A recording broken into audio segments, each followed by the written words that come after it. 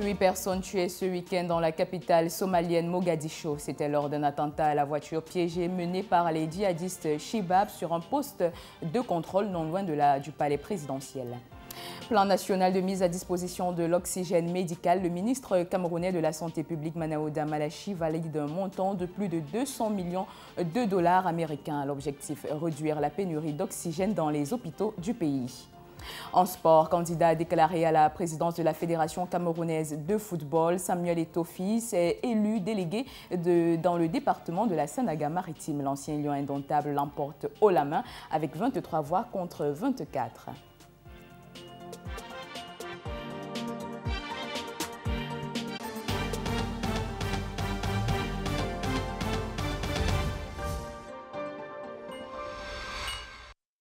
Mesdames, Messieurs, comme toujours, c'est un plaisir de vous retrouver. Vous êtes bien en direct du journal sur Dash News. Bonjour. Au moins 7 personnes ont trouvé la mort ce week-end à Mogadiscio, en Somalie. À l'origine de ce drame, une explosion de véhicules revendiquée par les Shebab. Cette attaque s'est produite non loin du palais présidentiel à Mogadiscio. D'autres précisions dans ce reportage de Stéphane Dibébé. Cette attaque s'est produite en fin de matinée de la journée de samedi, à 1 kilomètre du palais présidentiel. Au moins 8 personnes sont mortes et 7 autres blessées. Une attaque revendiquée par les Shebab. Selon les témoins, l'explosion s'est déclenchée lorsque la voiture a été arrêtée par les gardes de sécurité. Mogadiscio est régulièrement attaquée depuis l'insurrection terroriste de 2007. Les Shebab visent les bâtiments du gouvernement alors qu'ils contrôlent déjà de vastes territoires en région rurale. Depuis 2011, ils ont été chassés de la capitale somalienne par la force de l'Union africaine. Le Cameroun a enregistré 83 décès liés au Covid-19 entre le 15 et le 22 septembre 2021. C'est la substance du dernier rapport de l'Organisation mondiale de la santé sur la situation du pays. Cette montée fulgurante des cas positifs est causée par la présence dans le pays de nouveaux variants du virus, mais davantage par le relâchement des mesures barrières. Serge Bertrand ici. La moyenne journalière des décès dus au Covid-19 s'est multipliée par 5 et le nombre de contaminations par 3.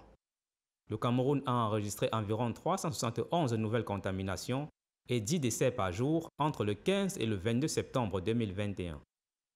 Selon le docteur Fanuel Abimana, représentant résident de l'Organisation mondiale de la santé au Cameroun, l'évolution de la maladie dans le pays au cours de la semaine écoulée présente une courbe ascendante. Ceci est dû à la présence d'une troisième vague de Covid-19, dont le plus redoutable variant Delta.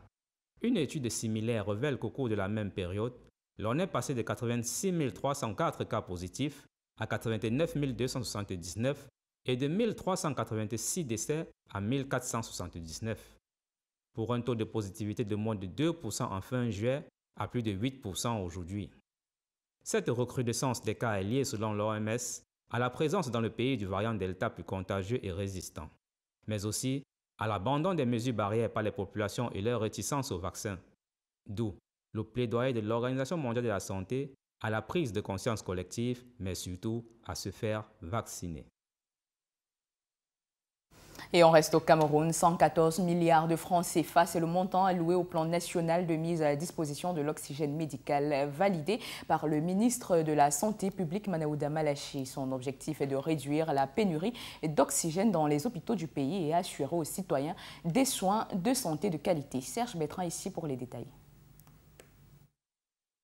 Seuls 3 hôpitaux sur les 27 de référence que compte le pays possèdent une centrale d'oxygène.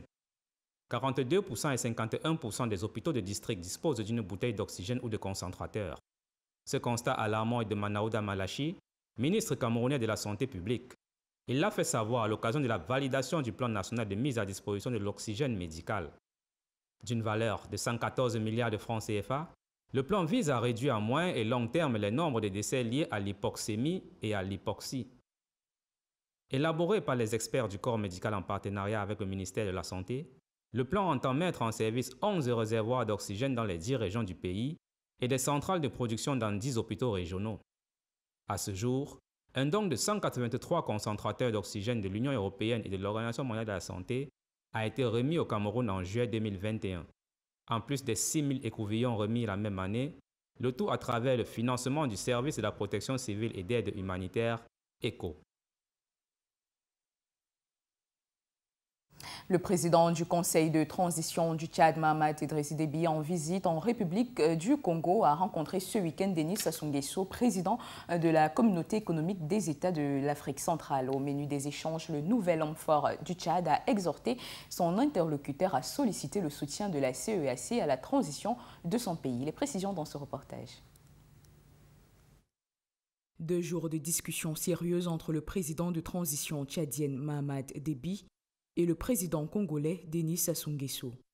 Le leader tchadien s'est rendu au Congo pour solliciter l'aide des membres de la Communauté économique des États de l'Afrique centrale pour le bon déroulement de la transition. Denis Sassou Nguesso est l'actuel président de ce bloc et le gage du soutien de la CEAC dans cette mission tchadienne. Son Excellence, M. Denis Sassou Nguesso, a réitéré à son interlocuteur le soutien de la CEAC à la transition au Tchad. Il a exprimé ses félicitations à son Excellence, M. Mahamat Idriss Déby Itno, pour les avancées déjà obtenues par les autorités de la transition en vue de l'organisation prochaine d'un dialogue inclusif et pacifique. Le dialogue national prévu au Tchad devrait réunir les pays divisés. Alors que le général Mahamat Déby envisage d'unir les groupes armés pour les pourparlers, le leader de la CEAC est allé de pays en pays à la recherche de soutien pour diriger son gouvernement de transition. Beaucoup espèrent obtenir les fruits souhaités. L'Assemblée générale du Rassemblement de Mouvement Génération Capable s'est tenue ce week-end au Palais des Sports de Treichville en Côte d'Ivoire. Un ensemble de groupes de soutien de l'ex-première dame ivoirienne Simone Gbagbo qui y a pris part en tant que marraine officielle. Selon les observateurs politiques de mouvement, pourrait marquer le retour de Simone Gbagbo en politique. Marie-Vonne Dongo. Le mouvement Génération Capable. C'est ainsi le nom dédié au mouvement de soutien de Simone Gbagbo. Il est formé d'instances et d'un bureau normalement constitué. L'ex-première dame ivoirienne en est la marraine et a affirmé lors de l'Assemblée générale samedi au Palais des Sports de Treichville lui être entièrement dévouée. Le MGC s'adresse surtout aux femmes, qui composent d'ailleurs majoritairement son bureau. Lors du rassemblement, Simone et Yvette, de son nom de jeune fille, a prôné la reconquête des valeurs morales, sociales et culturelles. La première chose que je vous invite à faire, c'est de devenir des acteurs zélés et dynamiques du pardon et de la réconciliation en Europe. Tel un meeting politique, elle n'a pas manqué de rêver d'une Côte d'Ivoire prospère, développée, industrialisée, où un train pourrait relier Abidjan à Odiéné en 3 heures. Et non 11, comme cela se fait actuellement. Une rencontre qui a drainé du beau monde, surtout juste quelques jours avant le lancement du nouveau parti de Laurent Gbagbo. Selon les observateurs politiques ivoiriens, Simone Gbagbo signe ainsi son retour dans la politique. MGC, qui serait alors la voie pour la création d'un nouveau parti politique. Simone Gbagbo viserait alors la présidentielle de 2025, ceci sans compter la loi qui fixe l'âge limite de candidature à 75 ans. 275 milliards de francs CFA, c'est le montant total des titres publics que le Trésor public camerounais compte émettre sur le marché de la Banque des États de l'Afrique centrale. À la suite de ces émissions, le gouvernement camerounais pourra alterner entre les titres de court terme et les instruments de long terme. Suivons ce reportage. Le Trésor public camerounais entend mobiliser 120 milliards de francs CFA entre le 22 septembre et le 31 décembre 2021 contre 155 milliards de francs CFA mobilisés grâce aux émissions d'OTA prévues au cours de la même période. Un financement qui permettra au Cameroun de financer des projets d'investissement et de gérer ses besoins de trésorerie. Compte tenu de l'engouement des investisseurs sur les titres de dette publique camerounais, remarquable sur l'examen des taux de couverture des différentes émissions qui plafonnent au taux de 120%, soit une offre de financement de 120 pour une demande de 100. Le pays devrait pouvoir facilement obtenir cette enveloppe. Et les exportations de gaz naturel liquéfié regressent de 4% sur la période de janvier à juin 2021 selon des données de l'Institut national de la statistique. Sur cette période, le Cameroun a exporté 591 644 tonnes de ce produit, un chiffre qui sera en nette augmentation à partir de 2022 selon les prévisions faites sur les différentes infrastructures installées dans le sud du pays. Marie Vondongo.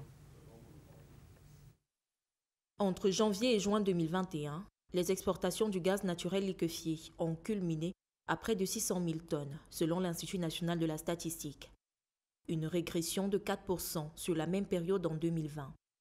Le Cameroun avait alors exporté 621 441 tonnes de ce combustible. Le gaz naturel liquéfié fait partie du top 5 des produits les plus exportés du Cameroun.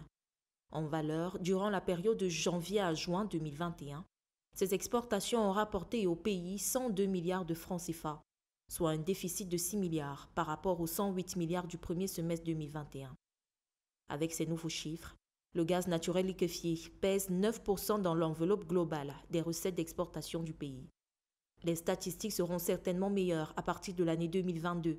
Des aménagements sont en train d'être effectués dans le sud du pays, à Kribi, où a installé le principal centre de production du combustible, Golard. On y prévoit l'augmentation de sa capacité de production dans les prochains jours. La production passera de 1,2 million de tonnes à 1,4 million de tonnes. L'approvisionnement du gaz supplémentaire devant être assuré par le champ Sanaga Sud, situé toujours dans la ville de Kribi. Et au Cameroun, les cérémonies d'adieu et d'hommage de Sa Majesté le roi Dinakwa III, décédé le 8 décembre 2020, se sont achevées ce 25 septembre à la place de la Besseke à Douala. L'illustre disparu a été décoré à titre de posthume et le canton Akwa reste dans l'attente de la présentation de son nouveau chef, Stéphane Dibébé.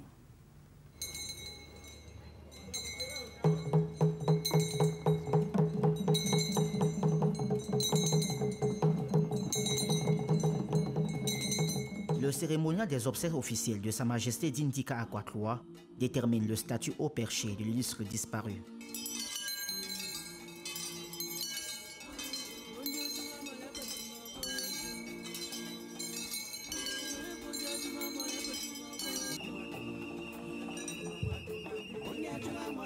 Place de la Besseke, ce samedi 25 septembre, le lieu est noir de monde. Près d'une dizaine de ministres et des parlementaires venus rendre un dernier hommage au roi décédé le 8 décembre 2020. Un réconfort que le peuple sawa salue à sa juste valeur. En effet, mesdames et messieurs, les différentes et riches marques de soutien, d'accompagnement et de communion reçues pendant cette période difficile témoignent à suffisance de la place de choix qu'occupent les Bonambela dans vos cœurs. Des autorités traditionnelles venues de toutes les aires culturelles, présents écoutent avec une attention particulière les adieux d'une communauté à la recherche de son roi.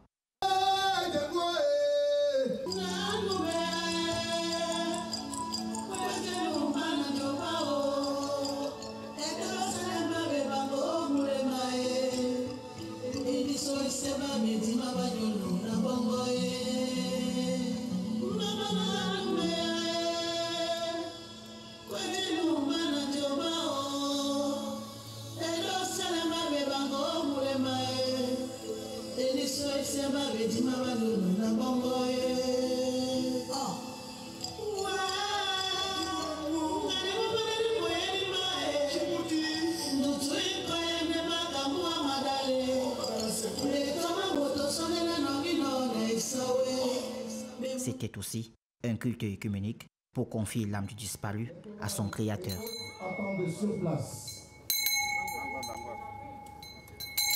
Et en sport, je vous l'annonçais en titre, Samuel Eto'o-Fils, l'ancien lion indomptable, a été élu délégué de la Sanaga maritime pour la Fédération camerounaise de football. C'est à l'issue des élections dans les 4 ligues départementales de la région du littoral. Eto'o-Fils a obtenu 23 voix sur 25. Les détails avec Rosti Sanders Mangé.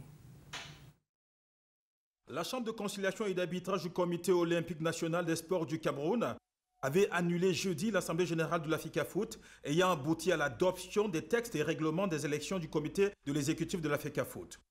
Tout portait à croire qu'on allait à la suite de cette décision assister tout au moins à un report de cette élection. Le processus s'est poursuivi et les élections des délégués départementaux ont bel et bien eu lieu. Ainsi, malgré la décision du CCA, du Comité national olympique et sportif du Cameroun, tout s'est déroulé comme prévu. Samuel Eto'o, candidat pour être délégué au département de la Sanaga-Maritime, a bel et bien voté et a été élu. Les organes en charge de l'organisation des élections comptent aller au TAS pour valider le processus électoral. Le TAS sera saisi une nouvelle fois par les instances juridictionnelles de Tinga pour valider tout le processus qui a débuté le 13 juillet. Ainsi, seule une décision similaire à celle du CCA au Comité national olympique et sportif du Cameroun, venant du tribunal arbitral du sport, peut annuler le processus. On est donc reparti pour une énième guerre entre la FECAFOOT et certains acteurs du football qui mettent tout en œuvre pour réhabiliter les textes de l'Assemblée générale de mai 2009. Mesdames, Messieurs, c'est la fin de votre édition de l'information. Merci de nous avoir suivis. L'actualité se poursuit sur Dash News. Prochain journal dans un instant. Bonjour.